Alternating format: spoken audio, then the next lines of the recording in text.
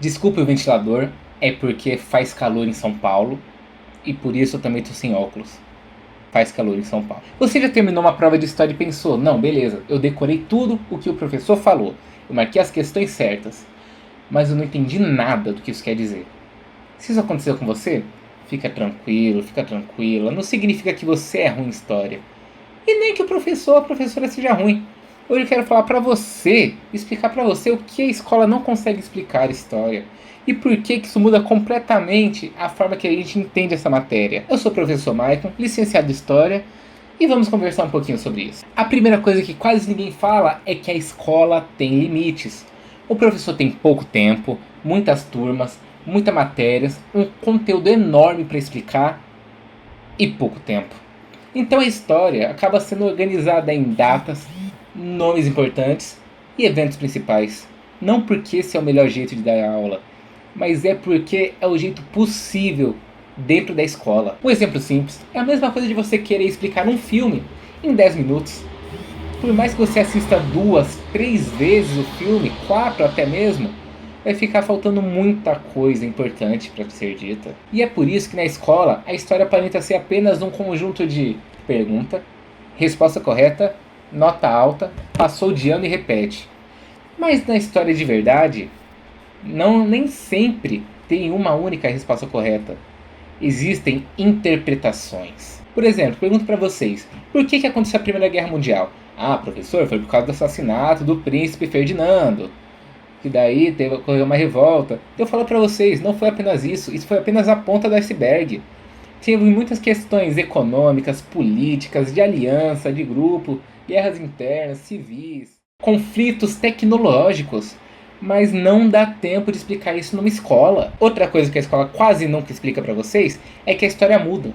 Não porque a gente pega uma máquina do tempo e vai viajando para mudar o passado, não. É porque as perguntas mudam. Porque durante muito tempo a história só falava de reis, generais, presidentes.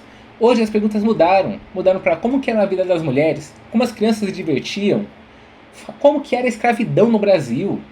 Agora virou lei falar um pouco sobre a cultura africana no Brasil. Na escola se aprende eventos importantes, Proclamação da República, Queda do Muro de Berlim, a Guerra Fria, mas nada sobre o dia a dia das pessoas. Essas pessoas sempre existiram, só não eram comentadas sobre elas. Outra coisa, a história não é neutra. Toda história é contada por alguém em determinado tempo, com determinado ponto de vista.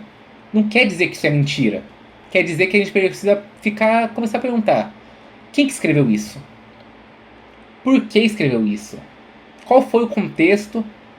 E qual que é o interesse dele em escrever sobre esse tipo de assunto? Com esse ponto de vista. Não entendeu, né? Pensa comigo. Pede para 2 pessoas falarem sobre alguma coisa. Com certeza, elas podem falar sobre algum ponto de vista diferente.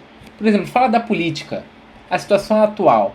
Pergunta para 2 pessoas diferentes, elas podem dar respostas diferentes. Não quer dizer que uma está mentindo. Significa que elas viram coisas diferentes. E quando você entende tudo isso, você para de só ficar decorando. Você começa a pensar. Começa a comparar as versões do que foi dito. Isso não serve apenas para a história. Serve para política, notícias, redes sociais, discursos. Concluindo tudo isso que eu falei, a escola ensina o básico. Isso é muito bom. Mas a história de verdade começa quando você começa a questionar.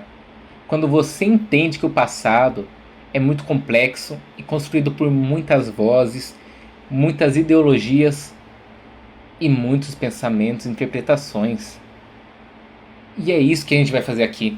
Se você quer aprender história de uma forma sem decoreba, de forma clara e conectada com a vida real, se inscreve no canal.